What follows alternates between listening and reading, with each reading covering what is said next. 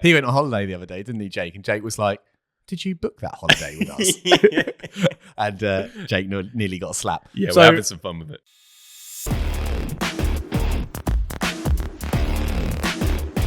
Oh, we're halfway there. Whoa. Living on a prayer. I didn't know where you were going to take that. Well, as the song says, as the lyrics suggest, we are halfway there, over halfway there in terms of filling up the new location. It has been a wild week or so. I can't remember where we actually left it in the last episode, but I think it was like gearing up for releasing the offer, right? Because last Tuesday would have been before that. Yeah, no. So it was.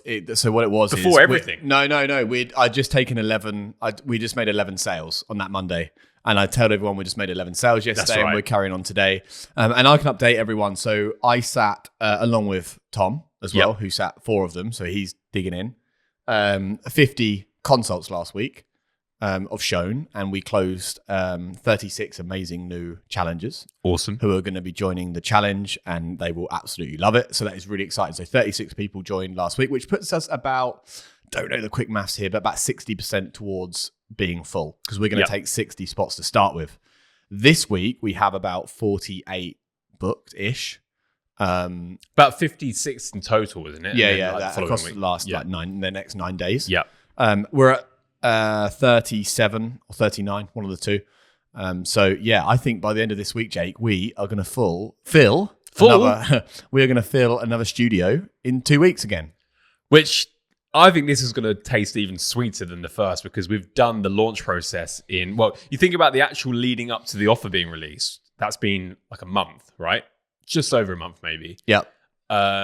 With this first location, that was 2 months up until the first offer was released, and then a further couple of weeks to kind of get everybody all signed up. So we've condensed the time for this one. It's been in somewhere that we've never ever stepped foot in before, and we are very close to filling it to capacity before we open the doors again.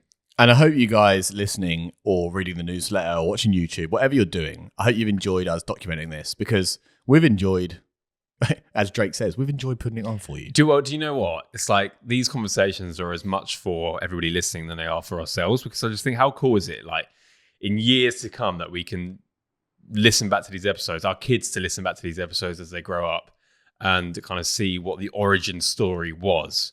Because this, going from one location to the second, there's been a lot of work that's had to be done in order to achieve that. But as we keep saying, as we move on, as we progress further, then hopefully that workload in terms of operationally will decrease, and we'll start to actually let this whole thing compound in the way that we hope it will. So let's give everyone an update. Obviously, we're at 37 new challenges for the new studio. Mm-hmm. Hopefully it's 60 by the end of the week. So we'll be able to update people next week. Again, this is like keep raising the stakes. If we fail in real life with you guys watching, but we're doing our best. Yeah. What's going on in the business this week, Jake? What have you been working on? Because there's some really cool stuff you're adding this week. I've just literally been telling a coaching client what we're doing. Yeah. So we can then add it to his business soon, and like these guys get all goody about it. So what are you working on, dude? Well, little things like, obviously, like I said, moving from first location to second and having Tom in place at the second, there's been a few little complications that we've had to solve along the way, like little things like, on our CRM, you are assigned by default to every single person. It's always a consultation with Jack. Like, you booked in with Jack. Here's Jack telling you what to expect. Now we have to start thinking actually beyond you and how these appointments will be framed if Tom were to take a majority of them, for example. So like, I've had to make small little tweaks there. Obviously, that's meant, I've had to set up an email for Tom. I've had to do all these things and forwarding emails back and forth so we can kind of keep control of communication whilst Tom being able to actually facilitate those threads as well. So there's been a lot of those type of tasks, the kind of tasks that take maybe 30 to 45 minutes to do, but know that there's going to save you a lot of time and aggro in the long run. One task that has taken me a very long time, and it shouldn't have really done, but it's just been through trial and error. Basically, we have data pulled from each location every single day, and I have to always look in different places online to find that information. So, for example, when it comes to leads, I don't only look in our Facebook ads account, I also look in our website contact form submission. So I try and blend everything together. So for each metric, I have to look into like 3, 4, 5 different places. Likewise, if somebody is to cancel, then that's actually done on our booking software. So there's loads of different places anyway. Got quite time and use of every single day going into each of these places and trying to fill in the metrics for each day. So I've pulled everything together and I've got this centralized Notion database now where it pulls from all of those different sources and it dynamically updates throughout the day. So no longer do I have to look in each place for a metric and calculate it all together. I can just look into one place. I can then just copy those numbers over. And also I've automated it. So you get a daily summary, I get a daily summary. Our new CFO, which we'll talk about in a second, gets a daily summary. And also Tom, because he's at that specific location, he will get that daily summary. He'll get a summary of that location and not the others? Yes. Cool. Yeah. So that's Notion porn right there. Yeah, that is indeed. And if anybody hasn't used Notion or whatever, like it's such a good software. Me and Henry were literally just looking at it this morning because obviously Henry's taken over a lot of the creative projects.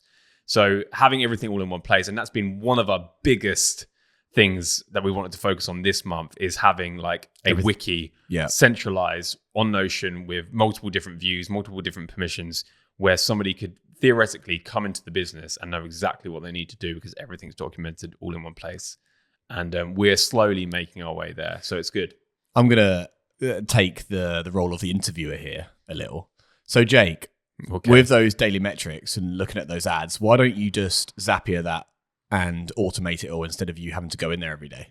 Well, so obviously that part of the process in terms of centralizing all the data in one place, I have automated that just because, like I said, I don't want to spend time going into different tabs and finding, we've had 3 contact form submissions come in and then we've got 6 coming from the Facebook ad for that day. And so therefore I had to then add 6 and 3 together to then come up with another. I don't want to go through that process. But what I want to manually do every single day is to look into one place like Notion and then copy those numbers into another spreadsheet just so I can have full control over the numbers. Some people might call that a little bit too excessive, kind of looking at the data every single day. But for me, it's the only way that I can really feel like I've got my finger on the pulse of the business. So I can foresee issues before they actually arise. So if I can see, for example, over a 3 to 4 day period, lead costs getting higher or acquisition costs getting higher, I can start putting in the kind of the work to try and avoid that from actually happening. So that's the way that I do it. Other people, track things on a weekly basis, a monthly basis, all that kind of thing. But I found it most effective for me to know exactly what's happening in the business every day. Yeah, having a daily outlook on certain things in the business is important. Like yesterday, I had a call with one of our guys and I said, so what did September's revenue look like? And he said, I'm not sure. That's just not good enough. No. Right? So like understanding what you did from a revenue perspective and a profit perspective to the nearest pound is really important. So I tell all of our guys, make sure you look in your bank accounts every day. Hey, quick one from us. If you're enjoying this episode, you'll love our free weekly newsletter. It's for current and aspiring studio owners who are looking for the latest growth hacks to sign up more members and keep them. It's a quick 2-minute email covering the stuff we're testing in our own gyms. So you'll be getting access to what's working today. If you're interested, you can join 3,500 gym owners and go to thefitpreneur.com and subscribe. That's thefitpreneur.com. Anyway, back to the episode. Well, it's one of those things, and I won't touch upon this for too long, but like I had a conversation with another client the other day and I actually centered a whole training on this with Legit Fit the other day. So I spoke to some of their customers, and his issue was he was saying like my ads are starting to fatigue, they're starting to not work over the last 3 to 4 days. Like lead cost is getting higher, I don't know why, all this kind of thing. And then I looked at the actual metrics that he was tracking and compared them to our metrics in terms of the conversion data. And it was very obvious to see upon looking that it wasn't necessarily his lead flow or his, the cost per lead or anything like that, which was the issue in his business. It was the conversion from challenge to membership. Yeah. So, and I challenged him. I said, look, if you just increase this by 10%, then that would give you another, I think we worked out like another $1,000 a month in MRR at the bottom of the funnel. So again, it's a good example of sometimes without tracking or knowing the data or being able to pull insights from the data, we make decisions that aren't necessarily aligned with what we want to achieve. And instead, what we should be doing is actually looking at the whole pipeline, finding where the cracks are and filling them through various different ways, which we talked about. It's also how you frame it as well, right? And that comes from a mindset perspective with ads. And it's so funny. Like someone the other day said to me, oh, my ads are fatiguing. The results aren't as good. My CPA is at like £35 now. And I went, cool. Oh, wow. Yeah, looks like they're smashing You're it. joking. £35. That's awesome. He goes, no, it's gone up. It was at like 15. I was like, how much are these guys giving you? £299. So you're spending 35 to get £299 back. And you're telling me that's not good, right? But again, it's get a grip. Yeah, it's about having that context and that understanding, and but also like I think I heard somebody on the podcast the other day talk about the monetary value of shifting that conversion percentages up and down. You know, like for example, one thing that we've introduced here is having a much more slick onboarding process with videos, and like we've really tried to control those first few days of a client joining. And if you were to look at that task in itself, you'd be like, well, this isn't obviously increasing and this isn't making money. This is like a client-facing thing. But then again, if that was part of the reason why we were able to increase that conversion from challenge to membership by 10%, and if that were to attribute another £1,000 a month for recurring revenue, and if that person was to stay for a year, that's 12 grand for like 1 hour of work of filming some videos and uploading them into an onboarding funnel. Like you've just given yourself a 12 grand pay rise from that specific action. But instead it's like, okay, I need to change my ad today because it's not getting, So that's kind of my general outlook on things. And that's why I'm spending so much time in that side of the business at the moment, especially because the ads are doing their jobs and everything like that. And these are all things that can be duplicated across locations for us. Yeah, exactly. So that is the bit I'm most excited about.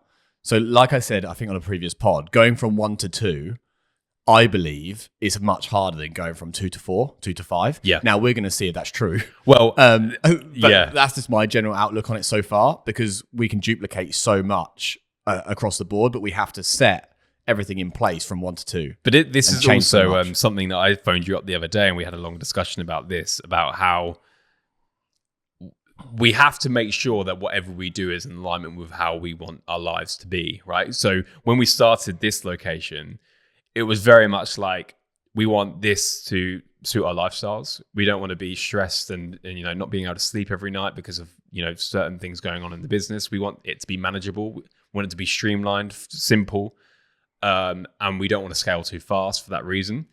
But here's where I think it might trip us up.